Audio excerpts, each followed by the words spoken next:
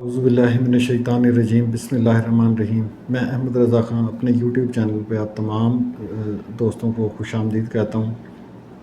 उम्मीद है कि आप अल्लाह के फ़ज़ल से सब खैरियत से होंगे।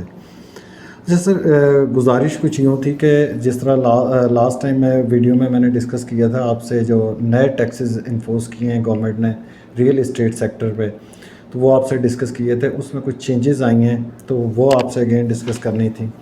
और सेकेंडली ये कि कुछ दोस्तों के मुझे कॉल्स आई थी, कुछ की क्यूरीज़ आई थी, तो वो एड्रेस करनी थी। तो उस हवाले से मैं दोबारा आपकी खिदमत में हाज़िर हुआ हूँ अगेन सेम टॉपिक को लेके।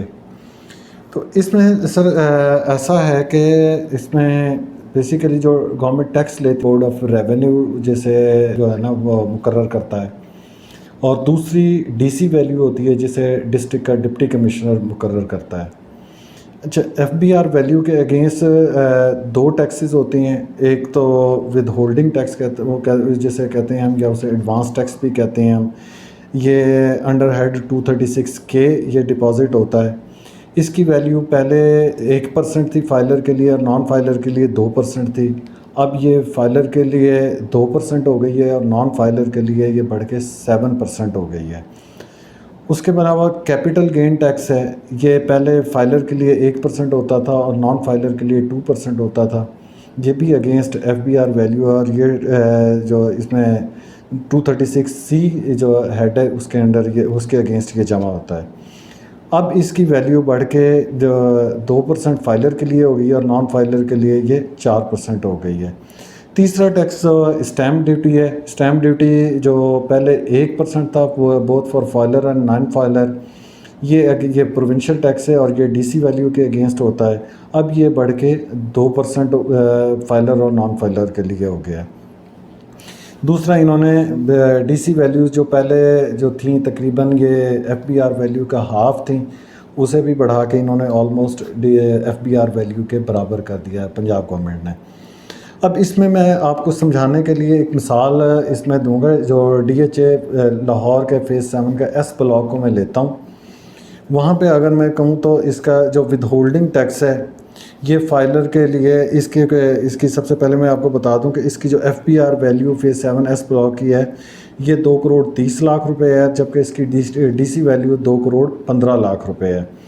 अब इसमें हम टैक्सेस की तरफ आ जाते हैं, बाकी ट्रांसफ़र चार्जेस की तरफ आ जाते हैं।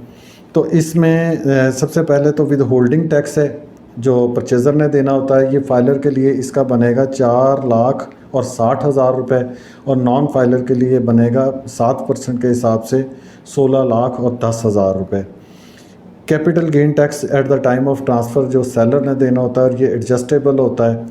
इसमें जो है ये आपका 2% के हिसाब से फाइलर के लिए ये बनेगा 4,60,000 रुपये, और 4% के हिसाब से नॉन फाइलर के लिए ये बनेगा 9,20,000 रुपये। स्टैम्प ड्यूटी की तरफ अगर मैं आऊँ तो ये डीसी वैल्यू का 2% होगी both for filer and non filer. DC value अब बढ़ के 2,15,00,000 हो गई है, तो ये स्टैम्प ड्यूटी अब इसकी 4,30,000 होगी फाइलर और नॉन फाइलर के दोनों के लिए। इसमें अगर हम इसके टोटल ट्रांसफ़र एक्सपेंसेस जो है कैलकुलेट करूँ तो इसमें ट्रांसफ़र फ़ीस जो है डीएचए की ये तकरीबन 1,55,000 रुपये है। मेंबरशिप 51,500 रुपये है। मिसलिनियस लगा लें आप 15,000 रुपये। तो ये फाइलर के लिए तकरीबन बन जाएंगे 15,71,500 रुपया, और नॉन फाइलर के लिए ये बन जाएगा 31,81,500 रुपये। अब मैं जो कैपिटल गेन टैक्स देना होता है अगेंस्ट गेन, उसके बारे में मैंने लास्ट वीडियो में बड़ी डिटेल से बता दिया था। उसकी स्लैब्स किस तरह से रिड्यूस हो रही है पर एनम, उसको मैं रफली अब जो है ना एक आपको जस्ट टू रिमाइंड वो आपके साथ शेयर कर देता हूँ कि खाली जो प्लॉट होगा उसके ऊपर उसकी जो स्लैब 3 साल से बढ़ा के अब 6 साल कर दी गई है, और उस पर टैक्स जो है फर्स्ट ईयर 15% होगा, और जो है कमिंग ईयर्स में वो रिड्यूस होता जाएगा। इसी तरह घर जो पहले टैक्स एग्जेम्प्टेड था उसके भी अब ये अंडर टैक्स ले आए हैं, जब बिल्डर्स 6 के बजाय 4 साल है, और ये भी पर एनम रिड्यूस होता रहेगा। जो नया टैक्स गवर्नमेंट ने लगाया है, जिस तरह लास्ट वीडियो में भी मैं डिस्कस कर रहा था, उसमें काफ़ी लोगों को कन्फ्यूजन थी। वो इस तरह से है कि अगर आप एक प्रॉपर्टी होल्ड कर रहे हैं और जिसकी वैल्यू 25 मिलियन की है, जो डिक्लेयर्ड वैल्यू है, तो उस पर टैक्स नहीं होगा। सब्सिक्वेंट जितनी भी प्रॉपर्टीज़ होंगी मोर देन 25 मिलियन, उन पे आपको टैक्स देना होगा, पर एनम टैक्स देना होगा। वो FBR वैल्यू का 1% होगा, उसे हम अपनी ज़बान में रेंटल टैक्स कह रहे हैं।